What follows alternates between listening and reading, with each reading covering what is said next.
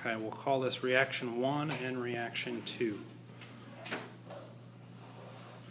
another new thing that we're going to attempt today is I'll ask questions. I want everybody to kind of hold their tongue for about 5 seconds. And then I'll repeat it and see if we can't get some answers out of it. Maybe depending on how long the pause is, we may end up switching that up. Okay? So, what is the different, or what does question 1 or reaction 1 ask?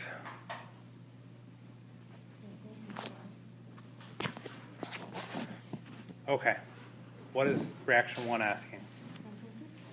How do we make the product on the right starting with the product on the left? So it's a standard synthesis, and that's how we've talked about reactions. All right. Same idea, question 2 or reaction 2. What is reaction 2 asking?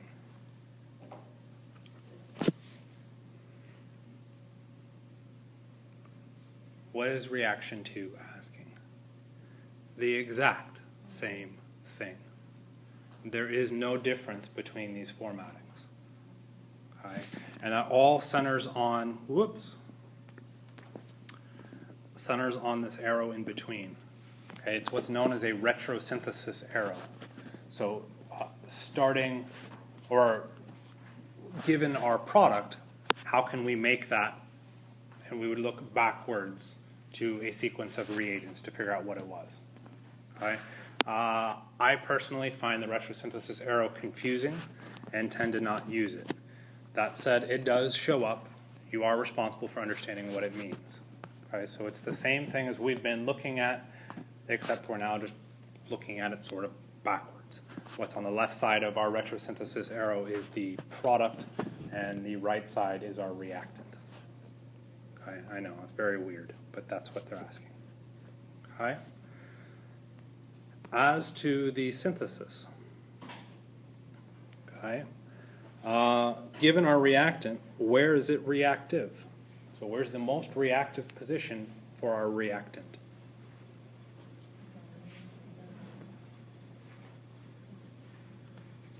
All right, we try that again. Our most reactive position is going to be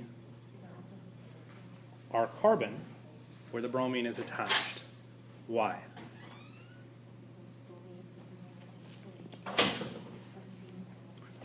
Our bromine is more electronegative, meaning it's drawing electron density towards it, and our carbon becomes partially positive. So all we're trying to do is identify that chemistry and where we can do reactions. All right, now we'll do the same thing with our product. Where's our product reactive?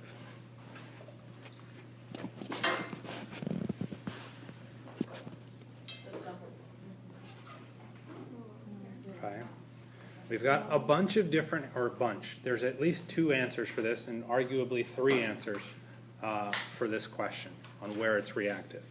We have the pi bond, and then we also have 2 carbon-oxygen bonds. So all of those are potential sites of reactivity. Okay?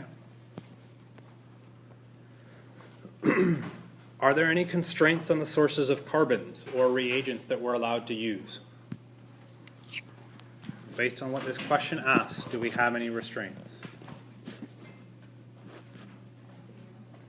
There are 3 arrows, so we could assume that it's supposed to run in 3 steps.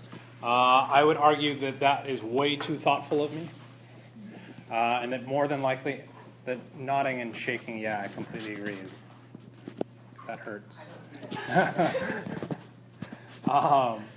I am probably just showing multiple arrows saying that it's going to require multiple steps, right? And 3 arrows just happens to work out. I think this does occur in 3 steps. I'm not positive on that one. We'll see. It does occur. So beyond that, we don't really have any constraints. So we're allowed to do whatever we want, okay? Because there's nothing in the question telling us not to. Functional group changes. What functional groups do we start with?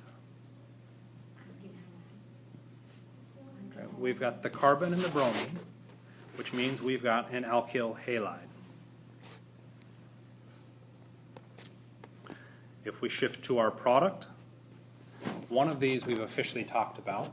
We have an alkene and an ether. You should know all of your functional groups. So anytime we ask what functional groups are present, you should be able to nail it down. Okay? Carbon skeleton. Okay. Typically when we're thinking about carbon skeletons, we want to focus on our starting material and see how many carbons we have in our carbon skeleton. How many do we have? Okay, we'd look at our structure and identify that we've got 3 carbons in our skeleton. And now what I would do is jump to the product. And I don't actually want to look for how many carbons are there. What I'm going to look for is my carbon skeleton. Can I see where those 3 carbons could potentially have shown up in the product? That's all I want to look for. Okay, and in this case, I've got 1, 2 carbons on the right, or 1, 2, 3 carbons on the left. Okay, which would suggest that more than likely, that piece right there came from my starting material. Okay, yes, there are things as rearrangements and other crazy stuff like that that could mess with us. Okay, go simple first, hope for the best. And then, do we have to move reactivity? Okay, so if we're looking at our carbon structure and our starting material, where's the reactivity located? At carbon 2. Where's carbon 2 in our product? In our alkene. So yes, there is reactivity still associated with it, so that's not bad. But what else have we noticed? Both of the other positions on my carbon skeleton are also reactive carbons. So yeah, I am going to have to shift some reactivity around. Every single one of those carbons in my starting material better be reactive to some form or another. Okay? So now that we've got all these pieces kind of identified, we want to try and see what we can work with and where we can go. Okay, what do you guys think? You want to work backwards or work from the starting? Okay, if you want to say work backwards, what bond are you going to break?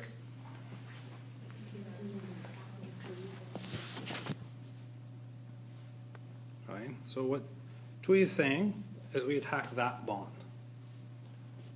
Okay, that's a reasonable bond to go ahead and break. Okay, why did you pick that bond and not, say, the other reactive oxygen bond? Because the left side of that is my starting material. If you look to the left of our green arrow, that is our parent chain. Okay, that's what we started with. Okay, so that looks like a reasonable bond to go ahead and cleave and break apart. So if we're going to think about this backwards, officially we should use the retrosynthesis arrow, but I hate using that. I'm going to go through and break that bond. So that one bond is now going to break apart, and I end up with this situation. Where would I expect the electrons in that one bond to go? Should they go to the carbon or should they go to the oxygen? And pause and think about it. Where should those electrons go? Oxygen or the carbon? Why should they go to the oxygen? Oxygen is more electronegative than carbon. More than likely, that oxygen supplied the electrons as a negative charge. Which means, what did the carbon supply? A partial positive charge, or a formal positive charge. Okay, so that's the connection we're now looking at between those. Do we ever start with just a straight up positive charge? No, we're going to have to stabilize that somehow. How can we stabilize that? We need a good leaving group. Why hydrogen as a very bad option? Oh, halogen. Okay. Why is hydrogen a bad option since we're there anyway? What charge do we want the carbon to become? For it to become positive, whatever atom is attached had better do what to the electrons in that bond? Take them. Why is hydrogen an awful choice?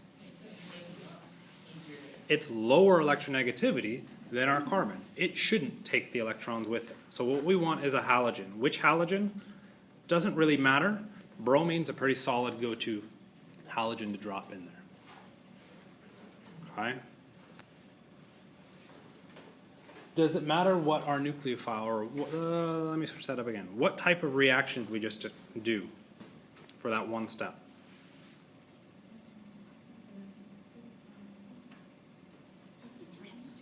It is substitution.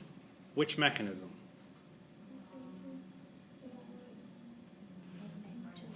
I'm hearing a lot of SN2s.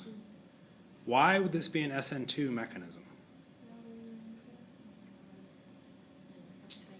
No rearrangements, but I would argue we don't have a rearrangement even possible. It's not going to, we can't see if a rearrangement occurred.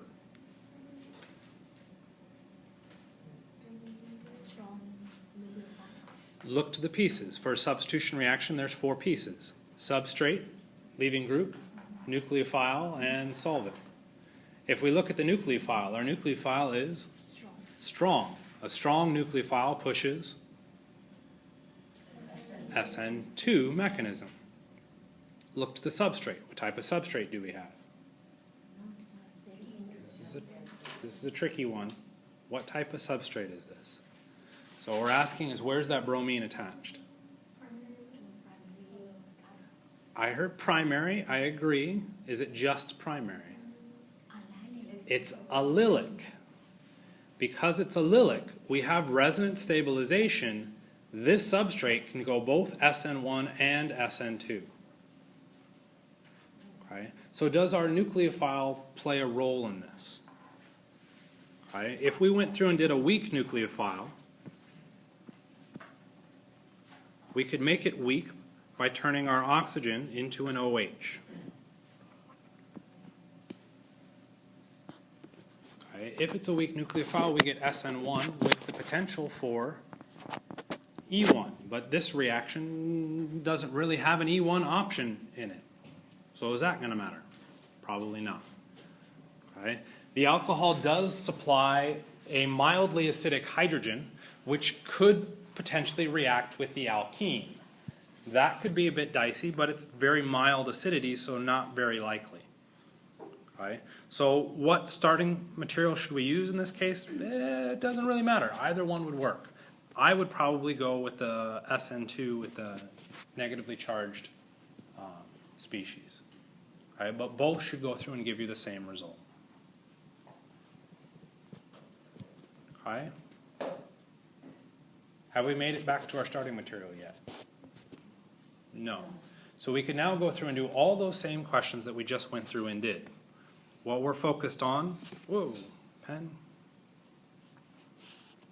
is those 3 carbons and how they can reflect back to our starting material. Okay? We've got an alkene and a bromine. Again, our product, if you will, in this case, has all 3 carbons active. Our starting material only has 1 active. Where do you want to go? Work backwards or start working forwards?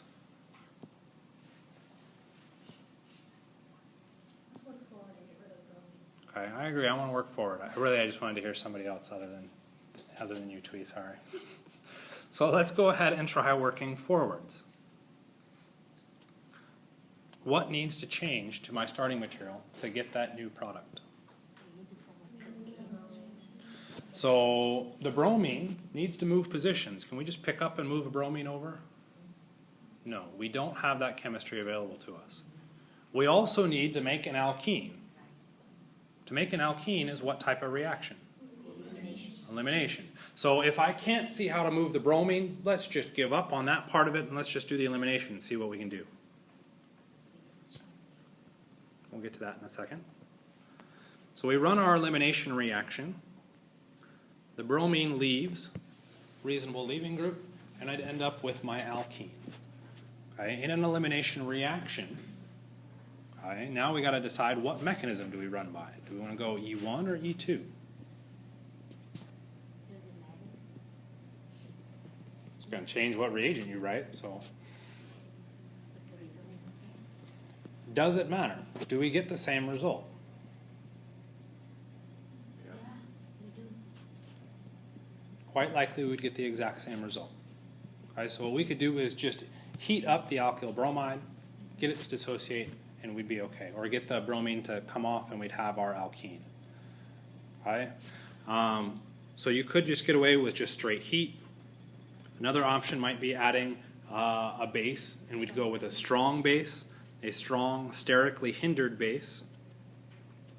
So we've got our T-butoxide, and then the other one that people like to reference is LDA, or lithium diisopropylamine. Okay, both of those will do the same thing. Do you want the structure for the LDA? We're going to say no. NaOH is not going to be a good option. Why is the NaOH a bad option? It is a strong base, but so is T-butoxide and so is LDA. It's tiny, which means what?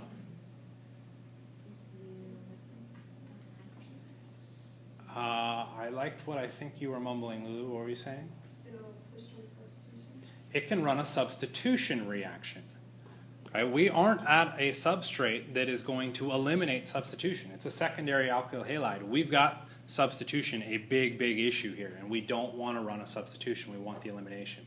If we run with a straight-up hydroxide, we could see the SN2 mechanism went out, and we've got an alcohol, not the alkene. Okay? Yes. That's what I said. So heat will help, but we want to limit all possible side reactions as much as possible. Hydroxide will act as a nucleophile as well. Okay. Last step, what has to happen? Careful. Let's be quiet about it a little bit, think.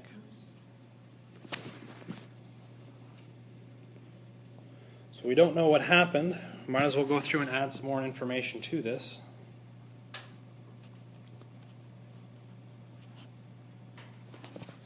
Does that help you see what happened?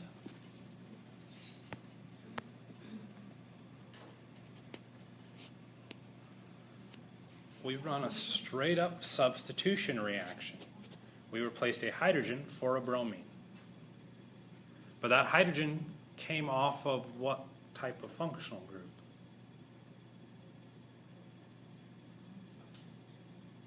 Also kind of a tricky question.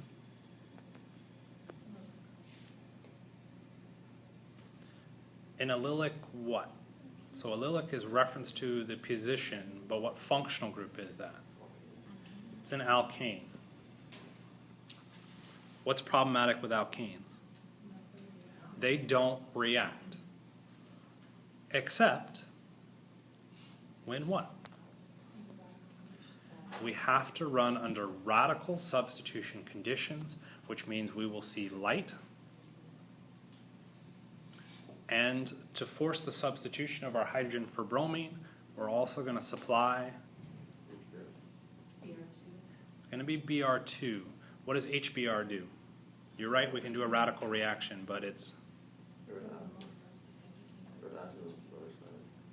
right idea, it does radical addition reactions. It reacts with the alkene, not with the alkane. So if we want the alkane to react, we really only have one option, Br2 and light. There is one other option. What's that other option? NBS. Fair enough, there's two other options. You could also see NBS, okay, in light. Typically you will actually see NBS because NBS is a little bit more safe, less toxic than the bromine.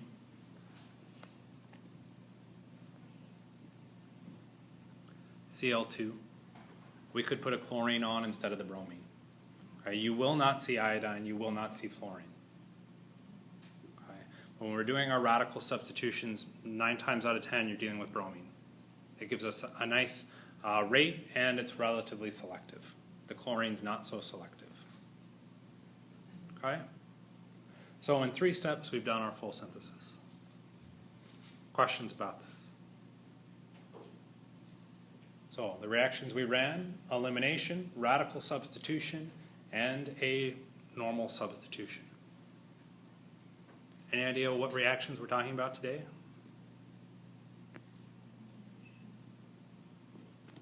Oh, look at that. I would say I planned it, but I'm not sure I did. We're going to look at our substitution and elimination reactions, particularly around alcohols. Okay, so that synthesis wasn't perfect because we looked at alkyl halides. We're going to switch it up and look at our alcohols now. Okay. Questions about the synthons? Question? I didn't make that word up, by the way.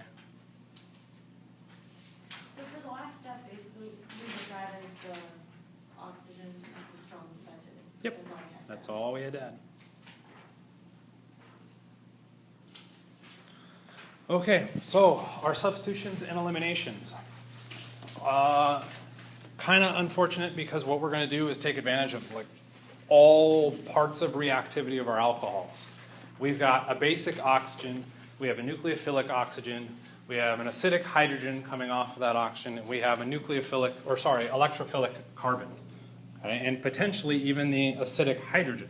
So really, when we look at the substitution and elimination options for our alcohol functional groups, it takes advantage of the full spectrum of all possible things our alcohol functional group could do. Okay, so it's a bit crazy as far as that goes. In both these cases, both substitution and elimination, what is something that both of them need? They both need a leaving group. What's the leaving group in this case for our alcohol structure? It's our OH. Okay. Is the OH a good leaving group? Wait. Is the OH a good leaving group? No. Which means what do we need to do? We need to make it a better leaving group. However we decide to go about doing that, that's what our goal is. So all of the substitution and elimination reactions we're going to talk about today are all about turning the OH into a good leaving group, which then opens up the chemistry for both our substitutions and our eliminations. Okay? Primarily what it's going to do is do a substitution reaction down to the alkyl halide. The alkyl halides are nice because we don't have that secondary chemistry with our alcohol. They're already good leaving groups. Then we can do substitution eliminations with them. Right? So pretty much everything that we're talking about today is trying to convert an alcohol into an alkyl halide. And then we've got all of the chemistry from first semester from our alkyl halides. So before we even get into that, we want to look at real briefly at the simple chemistry, if we can. First, the acid-base characteristics of our alcohols first. So first reaction, what did the alcohol act as?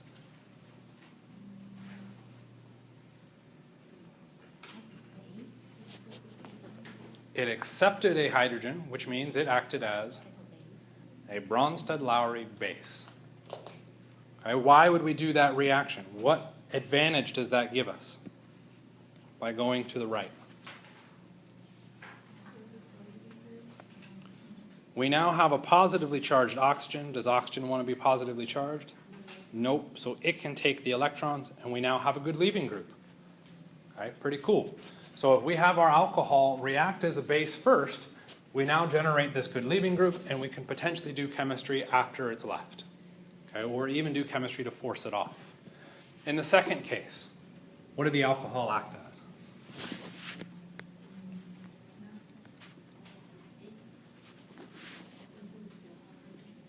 Okay, we compare our alcohol functional group from our reactant to our product, and hopefully what we see is it's lost a hydrogen. What species loses a hydrogen? Acid. So our alcohol acted as an acid.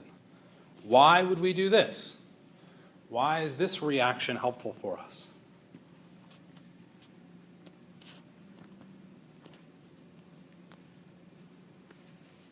What does it result in? A negatively charged oxygen. What species are negatively charged?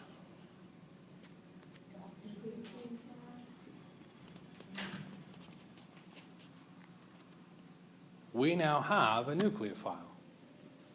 Is this expected to do the same chemistry that we would expect if our alcohol started as the base? No, we get slightly different dynamics out of this. In one case, we're putting our oxygen in as our highest point of reactivity. In the other case, we're making our carbon our point of reactivity. So depending on what we're trying to do, we may decide to push one of these acid-base reactions over the other. Okay? So, what strong acids could we add to help force our alcohol to becoming that good leaving group? H2SO4, good option. What else do we have? HBr. What else? HCl. What else? HI. Did I put this on the slide? Nope. Dang it, now I got to rewrite them. What do I mean by complications? It's a hard question.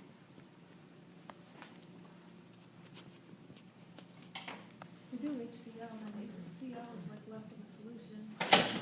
What we're talking about with the complications is we run the reaction and see what else is left over. So if we pick HI as our strong acid, what we're doing is instead of using H3O+, I now have HI. When I do that acid-base reaction, what's left over instead of water?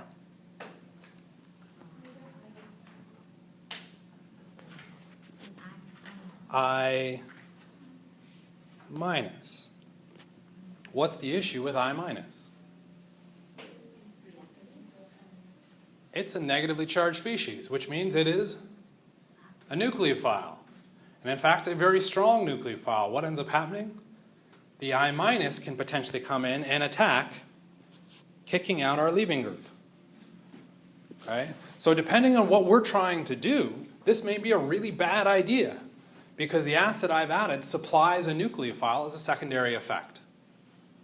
What if I don't want a nucleophile present? The chemistry that I want to do has no nucleophile. For instance, what type of reaction? Type of reaction do I not want a nucleophile?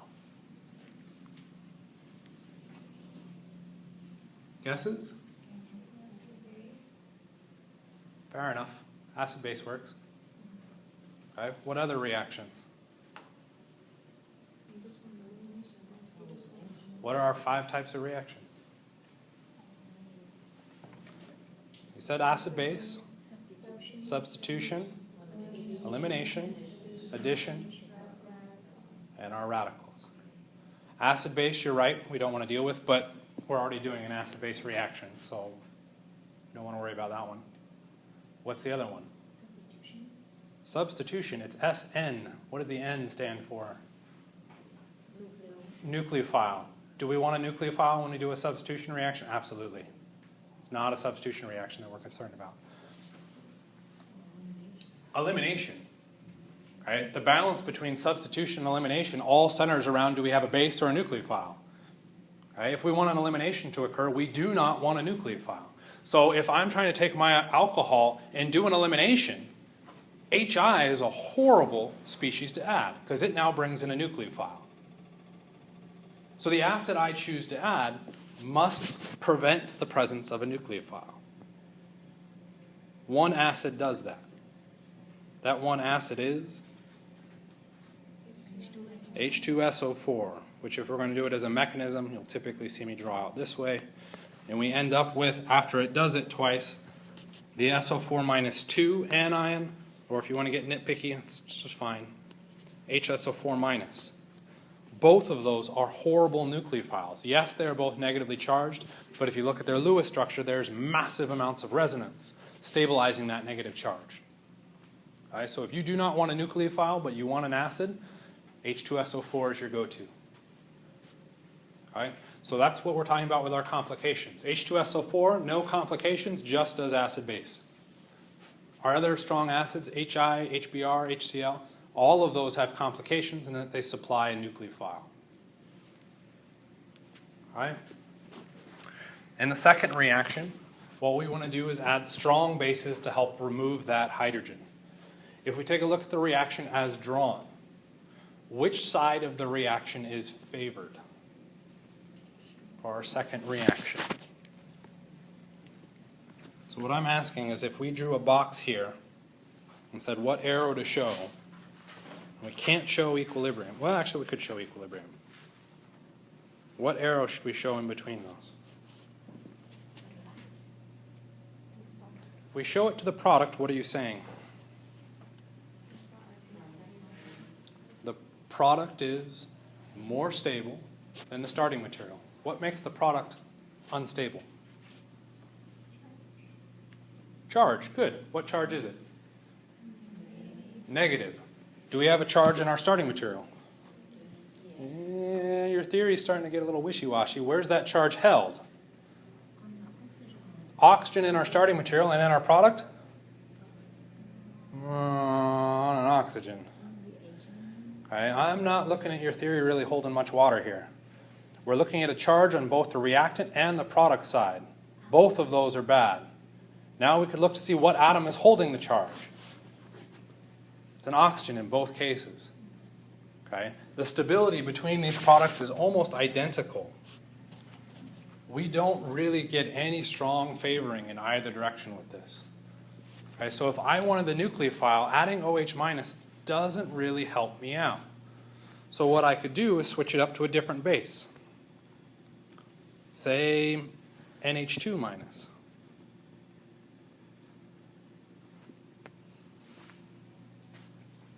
What would happen now to my arrow?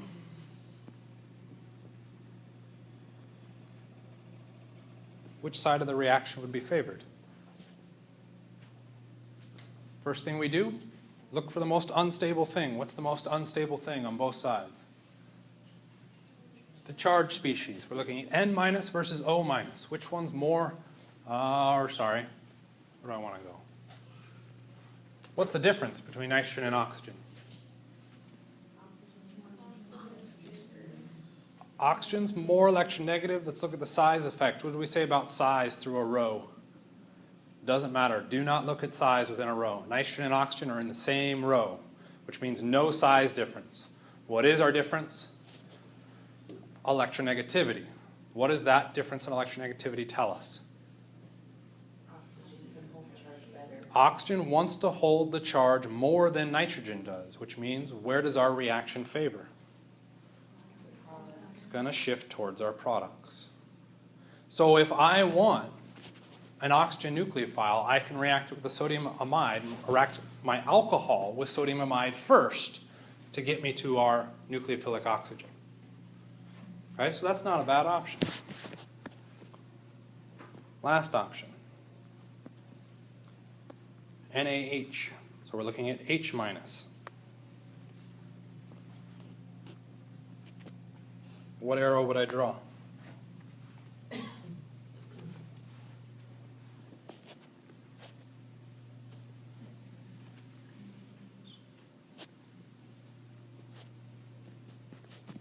What's the most unstable thing in both sides of the reaction? The charge species. Where's that charge held on both sides? Hydrogen or oxygen. What's the difference between hydrogen and oxygen? Huge difference. I like that. Yes. Big difference between hydrogen and oxygen.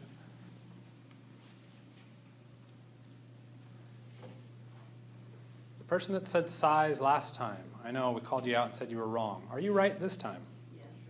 Yeah, they're in different rows. Right? Hydrogen is significantly smaller than the oxygen. What does that mean about its ability to stabilize a negative charge? It can't do it. Okay? So that negatively charged species is incredibly unstable, which means which direction does our equilibrium favor?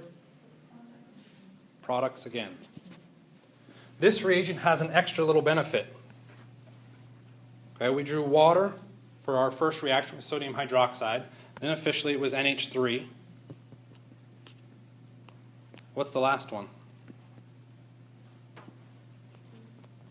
What's special about H2? The gas. It's a gas. Why is that important? To do the reverse reaction, what needs to be present? Both the base and the acid. It's gone. If we form H2 gas, where does our acid go? It leaves the reaction. Can we even possibly do the reverse? Nope, because it's not there anymore. It's been evolved. Okay? So our sodium hydride is a really nice reagent. In this case, because we can evolve that hydrogen gas, we don't worry about the reverse reaction at all. Okay? So again, depending on what you're working with, you may have to pick different bases. Okay? Questions about that? The point to make our nucleophilic oxygen. Yep. Did we need nucleophilic oxygens? I don't know. Let's go back. I really should learn to stop going backwards. What did we use in the synthesis reaction?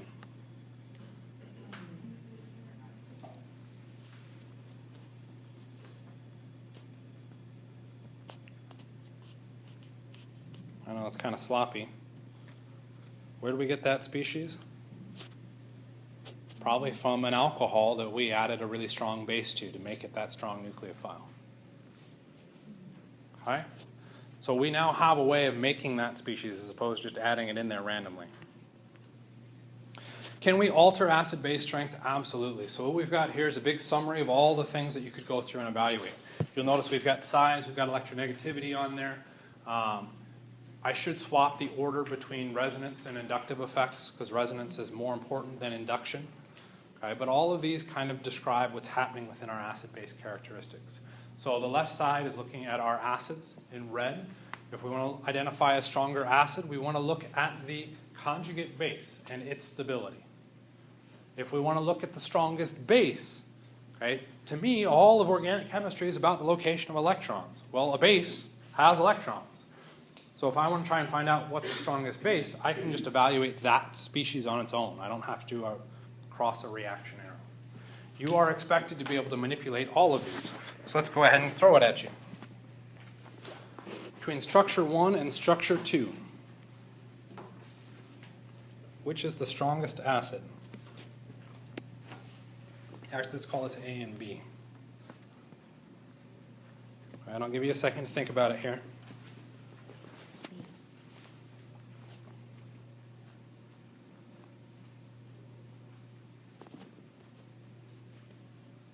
So if we're trying to find the stronger acid, what do we want to do? We want to draw out the conjugate base.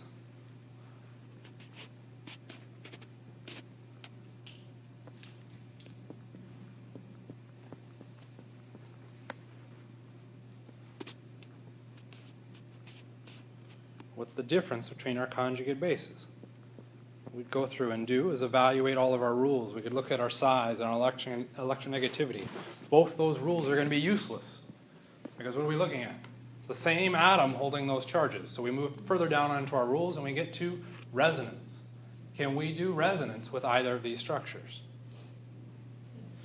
The blue one does have a resonance option. We can move the electron pair down towards the ring, making our ring negatively charged.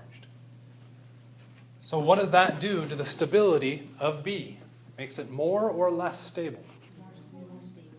Becomes more stable because we've now dispersed that negative charge throughout the structure. If it becomes more stable, what does that mean about the acidity of compound B? It becomes more acidic.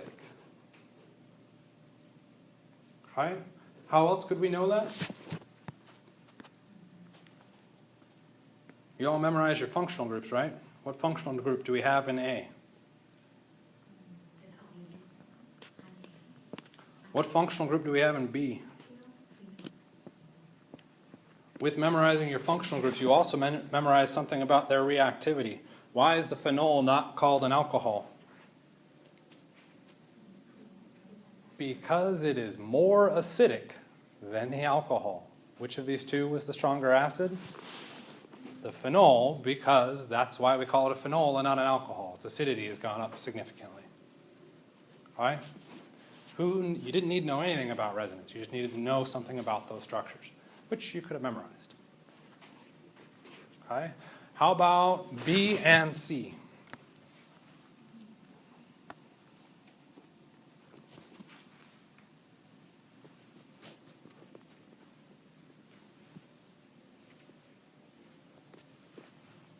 Your first step would be to do what? Draw out the conjugate base.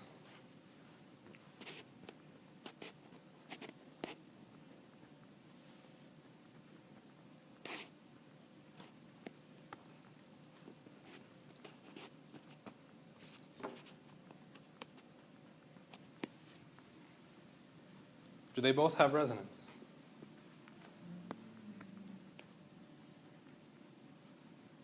both have the same first resonance structure. What could we do with our purple one?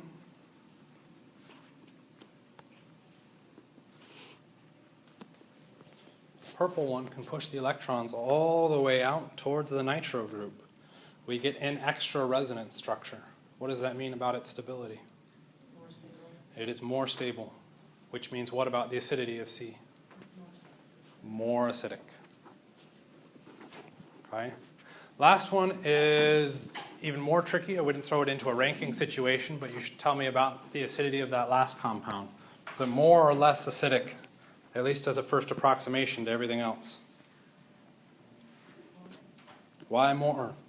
It should be a D, right? Because you memorized your functional groups and you know that functional group is a carboxylic acid, which is more acidic. A carboxylic acid, that's why we call it an acid. Okay? If not, you could go through and look at the resonance structures of your conjugate base. You would end up showing that you can share the negative charge across 2 oxygen atoms, as opposed to sharing them with carbon. Which atom can hold the negative charge better, carbon or oxygen? Oxygen. That makes that resonance structure more stable, which then means D is the most acidic. Okay, why not ask this question? Because if we compare it back to C, C had other issues. C was vastly more complicated because we could put the negative charge out on another oxygen. Okay? So I wouldn't ask you to do that last comparison between C and D, but say A, B, and D? Absolutely. A, B, and C? Yes. Okay, but I would never put C and D into the same question. Questions on our acidity? Okay. How can we make our alcohol a good leaving group? So, the whole point of doing our substitution and our elimination is we need that good leaving group. Right? If we want to do a substitution, we need a good leaving group and we need a nucleophile. Okay? So as far as we're concerned, the nucleophile or the base is something that we can add to the reaction. Okay? Or we can add to the reagent. So we can make that whatever we want. Okay? But before we can even get those reactions to work, we need the good leaving group. And if we're forced to stick with the alcohol, we now have to deal with the alcohol's leaving group ability before we can do anything else. So all of the reagents that then list out of this come from making the alcohol a better leaving group. And Sarah, you listed one out earlier. What could we do to make that alcohol a good leaving group?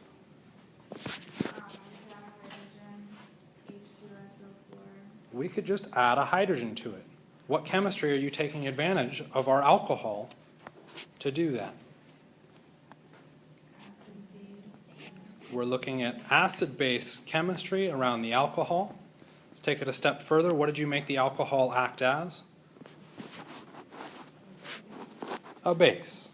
So if we add a nice strong acid, we can turn the alcohol into a good leaving group, and we can potentially get our reaction to go. Right, this general skeleton here, we're going to see this skeleton keep popping up. It's already shown up on a bunch of the previous slides.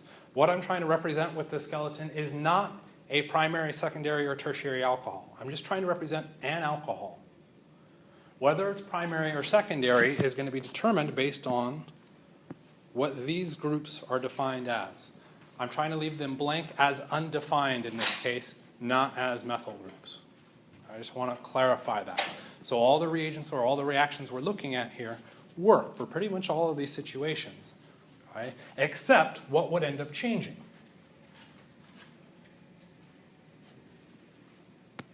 Say we threw in our chloride here.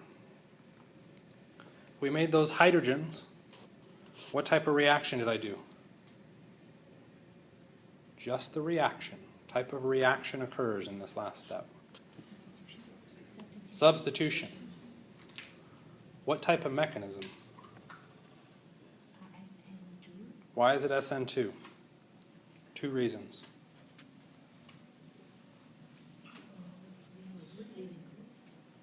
Good leaving group, but we need a good leaving group for both SN1 and SN2. So try again.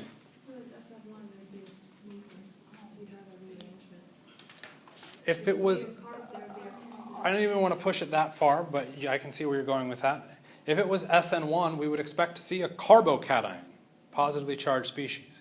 We don't see that in this mechanism. Why would we not see a carbocation for this structure? I'd argue it's impossible, not going to happen.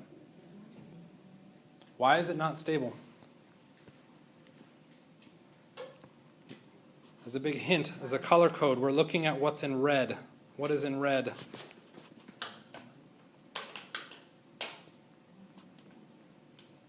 What's our substrate? Primary, because we've put in those hydrogens. Primary substrate only pushes which mechanism? SN2. That's how we know it's SN2. How else could we pull it, which I'm actually surprised no one actually threw out there, because I've been yelling at people about mechanisms all the time. It's your time to yell at me. I showed everything happening in one step. So by definition, it would be SN2, okay, based on just how I've got it drawn. What if I went through and tweaked the structure?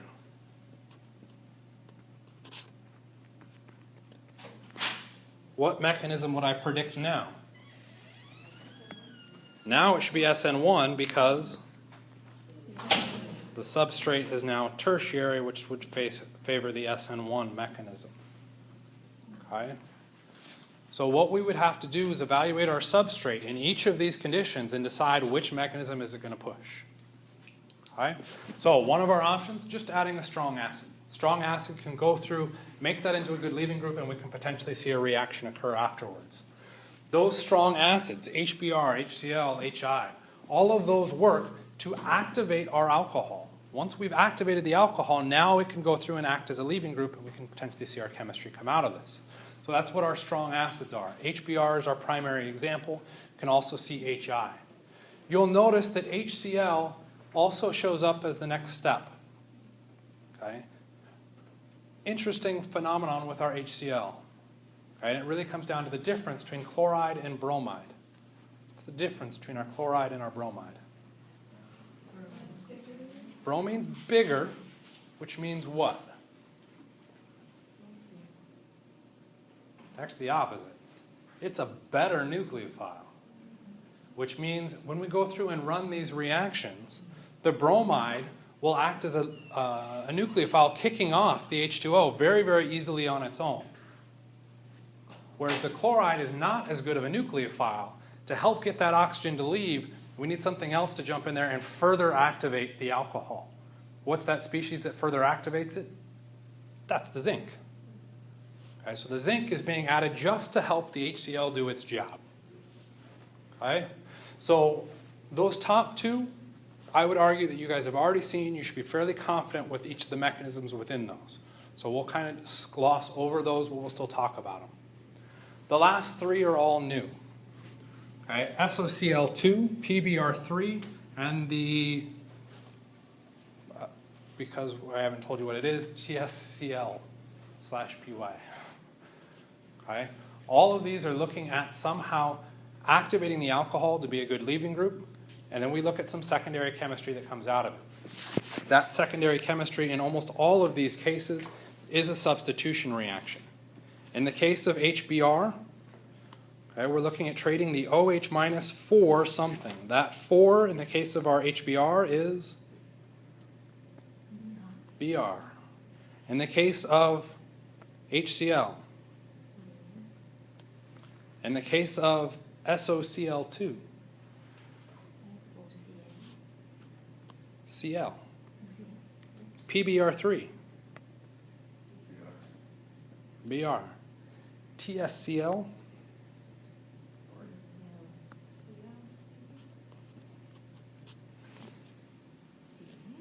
yeah, we end up getting the TS. We'll talk about what the TS is in a second. Well, hopefully we'll talk about it, but probably not in a second. Yes? Why do we need the zinc Cl2? We'll talk about the specifics of the zinc Cl2 in just a little bit when we get into that reaction.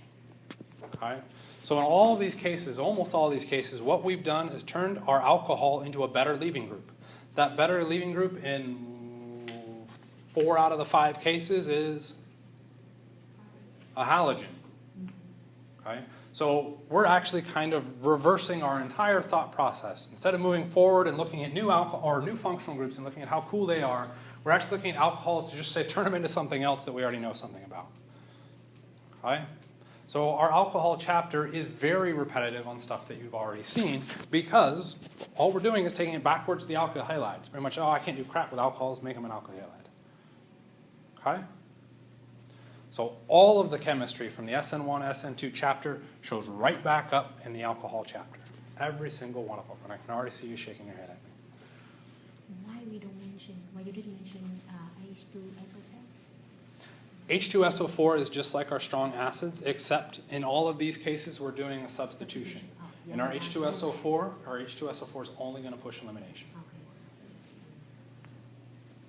Okay. Okay? What's that? Which one is better? Depends what you're trying to do. So, all of our strong acids, HCl, HBr, HI, H2SO4, all supply H+. Okay? So if you look at a reaction where you're given some reagents, you go, I don't know what to do. Okay, this happens a lot of times. I don't know what to do first. All right? Take a look at this. We've got an alcohol and we have an acid. Let's be a little bit more specific with that acid. Let's call it, for sake of argument, H2SO4. If you don't know what to do, you need to find some charge. Okay, here's how we're going to find the charge. I got two containers, one holding alcohol, one holding sulfuric acid. Both of them are splashed at you. Which one are you more irritated at me for? H2SO4. Why? It's an acid. What do acids provide?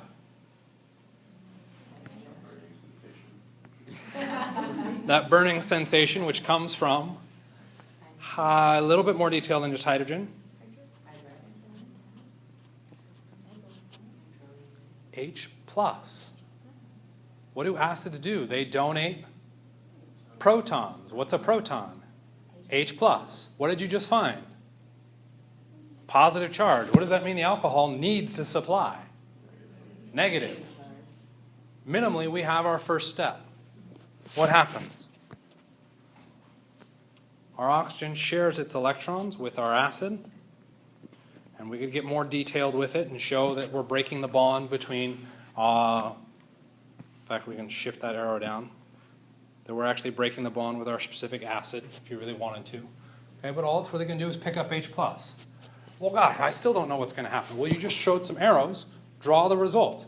Did you do anything to this hydrogen? How about to this carbon? Any of these other bonds? Did we do anything to the oxygen bond? Did we do anything to the oxygen to the hydrogen out here? Did we do anything to the lone pair on the oxygen? Yeah, what did we do to that lone pair? Turned it into a bond with a hydrogen. All right, we now have a structure that we could draw out of that. The result is we now have a positive charge as well. How do you know to draw the positive charge? Theory, practice.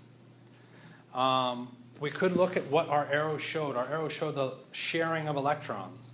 So it started neutral and it gave up an electron, which means gotta become positive. Okay, it didn't have a choice. It lost electrons from a neutral state. Okay, does oxygen want to be positive? No. So what can it do? It can take electrons.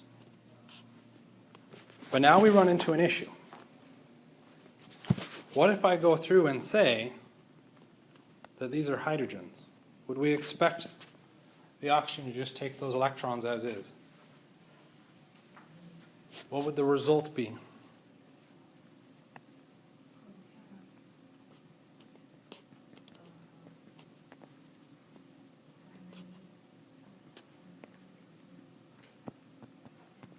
Right? What type of carbocation is that? Primary. Do we form primary carbocations? No. So the issue that we're running into at this point is we now run into a branching effect. Depending on what the substrate is, we may see the formation of the carbocation, or it may need to happen at one step. So if I put in CH3s, yeah, sure, now maybe a carbocation makes sense. Okay, so until we have that information, we don't know exactly which mechanism we're going to run. Okay? What else is present?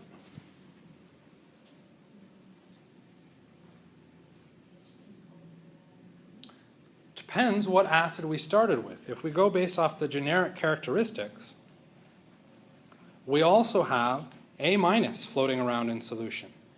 And if that A- happened to be our SO4, our sulfate ion from H2SO4, can it do the nucleophilic attack? Nope. But what if it's bromide or chloride? Yeah, then it can.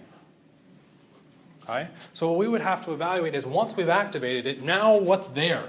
What can possibly happen at this point? Okay? To do that, we'd have to know what our A minus is. Okay? So with the case of all of these, we're looking at chloride, bromide, iodide, or even sulfate. Chloride, bromide, and iodide are all excellent nucleophiles, which is about to disappear in a second, but I'm going to write it up. And our sulfate,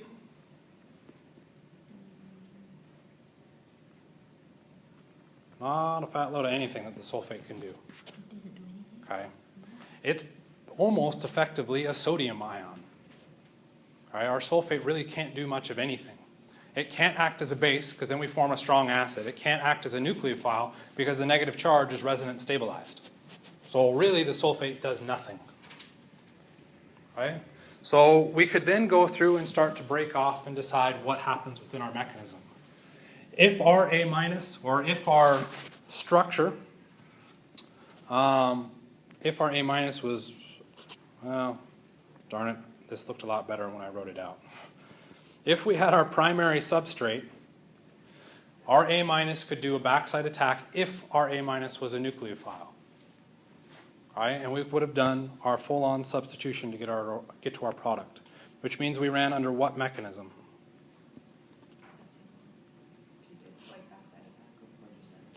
Primary substrate means which type of mechanism? SN2. Okay. If we look at the formation of our carbocation, what does that mean? We're now looking at our carbocation, which runs with SN1 characteristics, because we have a tertiary carbocation, we've got something, a stable carbocation. Okay. What's the issue with all SN1 reactions? Rearrangement and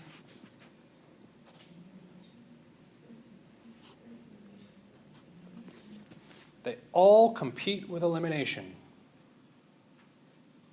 Okay, so once we form that carbocation, we can do rearrangements, we can do substitution of the one type, we can do elimination of the one type. We've got all these possible options happening. What's going to determine which one of those we do? Largely it's going to come down to what A minus was. If A minus is SO4 minus 2, which am I going to see? Substitution or elimination? If it was SO4 minus 2. Elimination, because SO4 minus 2 acted as fancy as I was with it, nothing. It had no real reactivity associated with it. Okay? So that then branches out. If we had our A as Cl, Br, or I, what happens? We get our substitution reaction. If our A minus was SO4 minus 2, we get our elimination. Questions? So Oops. with SO4 minus 2, Mm-hmm. what thing we have? What does it say? SO4 minus 2 does what? Elimination. Does an elimination reaction of the type 1 because we've got the carbocation. And in our top situation, we've got SN2. Okay. Potentially E2 if we, actually no. Would we ever see E2 with these? Why no E2? E2 requires, what was that? Kind of, yes. A little bit more than that. Not just that it's a bulky base, but that it is strong base. It's got to be a strong base, got to be negatively charged. Would we have a negatively charged species in the presence of a strong acid? No. So we won't see the E2 mechanism with our alcohols because our alcohol is such a horrible leaving group that we can't force that mechanism.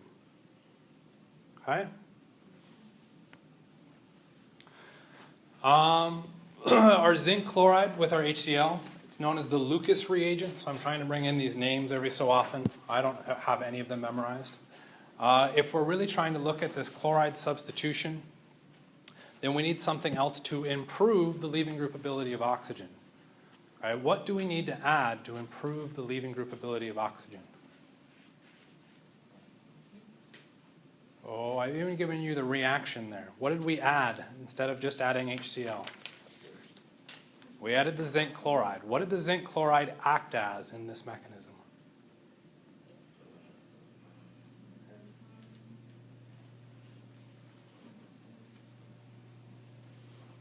How many lone pairs does the oxygen start with? 2. How many did it end with? 1. What did the oxygen do with one of its lone pairs? It donated them to zinc, which means our oxygen acted as a nucleophile. Our zinc acted as an electrophile. The other name we can drop in for electrophiles? Lewis acid. We're adding a Lewis acid catalyst to help improve that leaving group ability of our oxygen. Okay. This species is now an awesome leaving group, okay, and can potentially get chased out by the chloride. Why this gets named after Lucas is that we can use this reagent to actually test for the presence of an alcohol. Okay. This reaction works really well and it forms zinc oxide or zinc hydroxide. Zinc hydroxide happens to be insoluble, which means if we have the proper alcohol and our zinc chloride, what happens? We see the formation of a white precipitate. That white precipitate means we've got that alcohol present, okay, in our mixture. So we can use it as a classification test. That's why the name came out. It's particularly useful for primary alcohols. Okay, those SN2 reactions happen to work really well. The chloride will happen to bump that out. Okay. Questions? Okay. Acid activation complications. Okay. I'll give you a couple minutes here. You can talk to people around you if you need to. Look at these results and explain them. Okay. Why do we see the results that we see in each of these cases? So what happens if that first one was not SN2, but indeed SN1?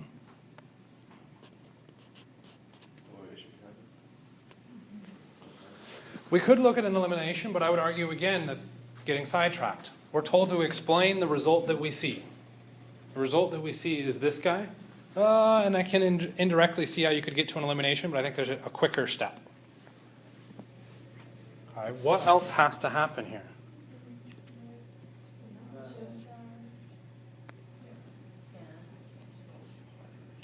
We can do a hydride shift, which you could make a solid argument that you're doing an elimination in that case. I think there is actual evidence for the rearrangement because they can radio label that hydrogen and see that it stays on the structure. So we are doing a rearrangement in this case, which then puts the carbocation in the tertiary position, which is a favored position to run it. So the bromide now can come in and attack. That explains my result. So I'm not running under an SN2 reaction, I'm running under SN1. How do we know? You kind of have to look at the reaction and say, yeah, I was forced to run under SN1 conditions, or I'm forced to do an SN1, regardless of what I think. You're at a secondary alcohol. Secondary alcohols can go both directions. Okay? Typically, we tend to push them towards the SN1 when we're looking at our alcohols. Why would we favor the SN1 over the SN2? Goes to a solvent effect. The solvent that we're in is protic. Okay, so that favors our SN1. If we go through and look at the next one, that one was relatively straightforward. We just did a standard swap out. We even added some fancy arrows in there to show it. Fantastic. Last one, a bit tricky. Okay, I would argue that this is excessively tricky and I don't ask this type of question, but it does show up in sapling, so let's throw it out there. We've got that great leaving group, but if we did the elimination, where would the elimination occur? It would occur at the end with kicking out that leaving group. And that was not the result. Well, if that's not the result, we got to come up with some other way to do it.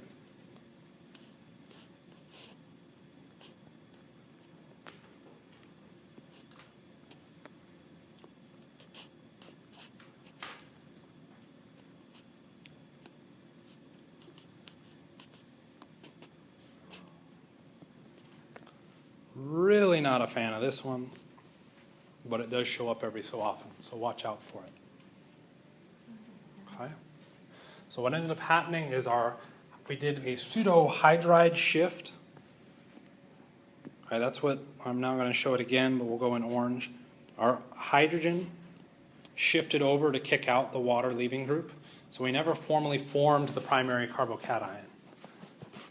Okay? That hydride shift gives me a secondary carbocation, which we could then argue does another rearrangement. Whoops. It's not actually what I meant to draw. It could do a rearrangement, or we could just be fine about it and just do the elimination. We'll end up with the same elimination product either way. Okay? So all of these are your standard substitution issues that you encountered in first semester. They're just popping up again with slightly new reagents because we're dealing with alcohols as opposed to the alkyl halides. Okay? Questions? Sorry, I talked really slowly today. What makes the hydrogen move there? What reaction? So what caused the hydrogen to shift? Why did we get that hydride shift kick out the water? It's a really simple answer to this. Could you do it any other way? No. That's what caused it to shift. It may not be a satisfactory answer, but that's the answer that you're going to get. Based on the product that we see, we know this has to happen. That's it. It's not a good one, but that's what it is. Okay? So you didn't, so it's elimination, It is still an elimination. right? So it's And it's going to be an E1 elimination because we have the carbocation. The one thing that's new is that silly hydride shift to kick out the leaving group. Questions? When you say shift, what is the shift from the hydrogen to the other? Hydrogen shifts over, or the hydride shifts over.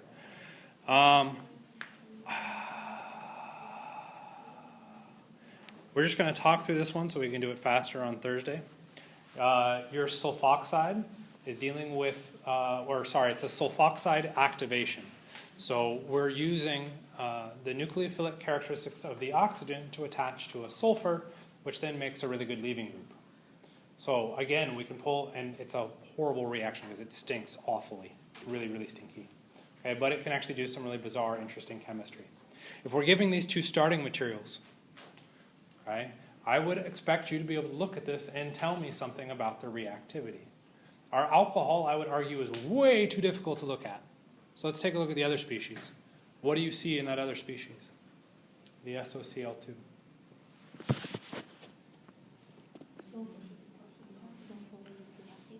Our sulfur is very, very positive because we have 3 electronegative groups attached to it. If the sulfur is positive, what do we need to find in our alcohol? A negative. Our alcohol can attack, and it goes through a sequence of chemistries which that helps us form a nice leaving group. Once we've got that leaving group, it can go through and be replaced by a chloride ion kicking it out. Okay, and we end up with our substitution. Okay. You'll notice that I've drawn pyridine in there. What is pyridine acting as? Pyridine is the ring with the nitrogen. It picks up the hydrogen to make our sulfur leaving group. Thionyl chloride has 2 reactive chlorines. Whoops. I guess we should go through and show that mechanistic part. Our chloride can attack, kick the electrons from the oxygen up to the sulfur and kicking out the other chloride, which forms our SO2, sulfur dioxide.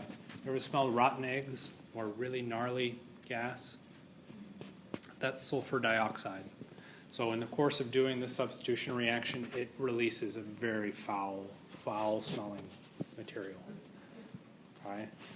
It is really nice as far as a reagent goes. In all the other cases, we could only convert alcohols. SOCl2 is special because it can convert all OHs. What do I mean by all OHs? Is there another OH out there? carboxylic acids. It can convert the OH of a carboxylic acid into a chloride as well. Okay, and we'll look at that again later in the semester. Okay, we'll pick up on this slide, probably with that mechanism again, on Thursday, and then hopefully power through a bunch Wednesday, whatever. Thanks. The next meeting period.